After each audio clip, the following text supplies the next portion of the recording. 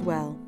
To obtain the great wisdom for which he is so famous, Odin, in the morn of time, visited Mimir's, or memoir or memory, spring, the fountain of all wit and wisdom, in whose liquid depths even the future was clearly mirrored, and besought the old man who guarded it to let him have a draught. But Mimir, who well knew the value of such a favor, for his spring was considered the source or headwater of memory, refused the boon unless Odin would consent to give one of his eyes in exchange.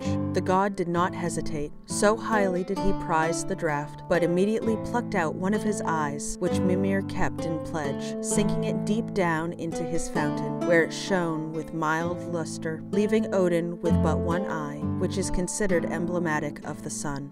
Through our whole lives we strive towards the sun. That burning forehead is the eye of Odin. His second eye, the moon, shines not so bright. It he has placed in pledge in Mimir's fountain, that he may fetch the healing waters thence, each morning for the strengthening of his eye.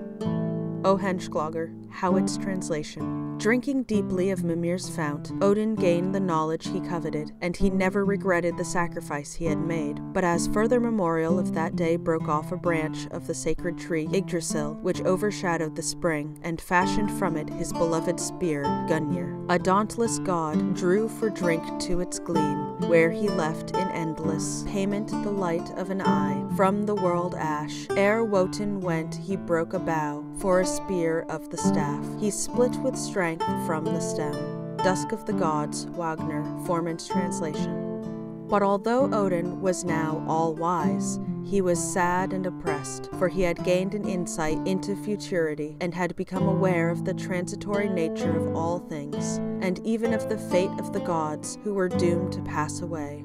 This knowledge so affected his spirits that he ever after wore a melancholy and contemplative expression. To test the value of the wisdom he had thus obtained, Odin went to visit the most learned of all the giants, Vafthrudnir, and entered with him into a contest of wit, in which the stake was nothing less than the loser's head. Odin rose with speed and went to contend in runic lore with the wise and crafty Jute of Vafthrudnir's royal hall, came to the mighty king of spells. Vafthrudnismal, W. Taylor's translation. So that was Mimir's Well, the 10th section of Chapter 2 of Myths of the Norsemen by Helene A Guerber, Odin. I will be working my way through this book section by section, and if there are any other public domain books that you would like for me to read, please leave a comment below. Thank you for listening, and have a lovely evening.